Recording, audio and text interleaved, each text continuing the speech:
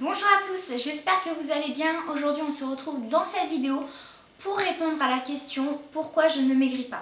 Donc j'ai choisi de faire cette vidéo parce que j'ai beaucoup de messages et de commentaires qui reprennent donc cette question. Donc je ne peux pas répondre à tout le monde malheureusement, donc c'est pour ça que je fais cette vidéo et j'espère que cela vous conviendra. Alors tout d'abord, si vous faites un régime restrictif, donc pourquoi vous ne maigrissez pas? Si je prends l'exemple d'un employeur qui paye très convenablement ses salariés, qu'est-ce que les salariés vont faire?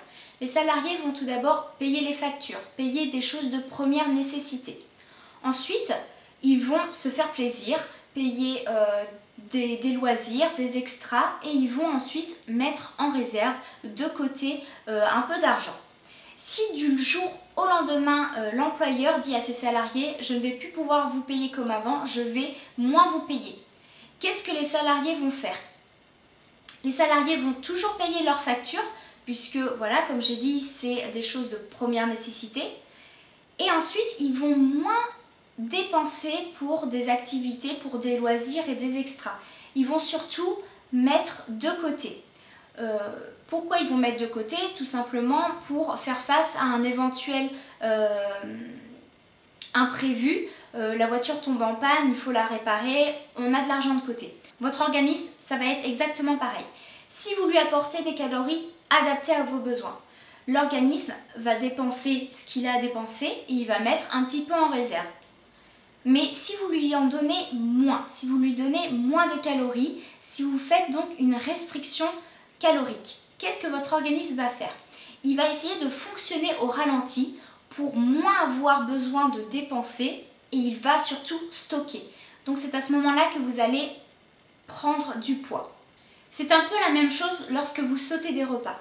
Si vous sautez le repas du midi et que vous allez manger le soir, votre organisme va avoir plutôt tendance à stocker voilà, pour faire face à éventuellement une autre journée où vous allez le priver. Donc il faut faire très attention à ne pas sauter de repas et à prendre ses repas régulièrement, 3 repas par jour minimum, voire des collations de temps en temps. Il faut aussi faire attention aux produits allégés. Pourquoi? Parce que dans nos têtes, lorsque le produit est allégé ou light, on a tendance à plus en consommer. Donc si vous consommez plus d'aliments allégés et light que le produit à l'origine non allégé, en fait, ça va s'équilibrer et vous allez manger autant de calories et donc vous n'allez pas perdre de poids forcément. Ensuite, je vais vous parler de grignotage. Alors, le grignotage, ce n'est pas une collation.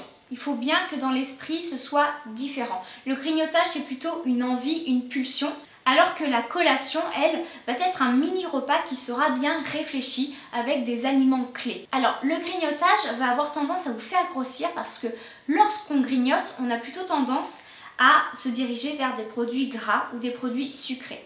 Et même si c'est un petit chocolat par-ci, une brioche par-là, ça va considérablement augmenter votre apport calorique et donc vous faire prendre du poids. C'est pour ça il vaut mieux se préparer à faire une collation, donc préparer son produit laitier ou son fruit ou sa compote, etc. Quelque chose d'équilibré, plutôt que de se dire je ne vais pas faire de collation et arriver en fin de journée se dire j'ai faim. Dans 1 heure c'est le dîner, mais je vais quand même grignoter quelque chose. Et donc là on va grignoter du pain, un petit morceau de chocolat, du saucisson, etc. Et c'est ça qui va vous faire prendre du poids. Ensuite, si vous faites du sport, il faut savoir que la masse musculaire, le muscle, pèse plus lourd que la graisse. Donc si vous faites du sport, vous allez perdre de la graisse, mais vous allez quand même prendre du muscle. Donc sur la balance, vu que le muscle pèse plus lourd que la graisse, vous avez tendance à vous dire que vous prenez du poids. Or, lorsque l'on fait du sport, il faut faire très attention à la balance qui ne sera pas toujours juste, mais par contre, prenez votre mensuration, car ça va être vraiment très intéressant à avoir au niveau du avant-après. Et enfin, il faut savoir que l'alimentation dans une perte de poids, c'est 80% donc de votre objectif. Les 20% restants, ça va être l'activité physique. Donc si vous faites un rééquilibrage alimentaire, que vous perdez du poids, mais que vous êtes à un palier où vous stagnez, il va falloir mettre en place une activité physique pour enlever ce palier et continuer donc la perte de poids. Voilà, donc ces quelques explications sur la question pourquoi je ne maigris pas est maintenant terminée. J'espère que cette vidéo vous aura plu. En tout cas, n'hésitez pas à aller voir mon article sur mon blog. Le lien sera en barre d'infos. Voilà, donc je vous dis à très vite dans une prochaine vidéo.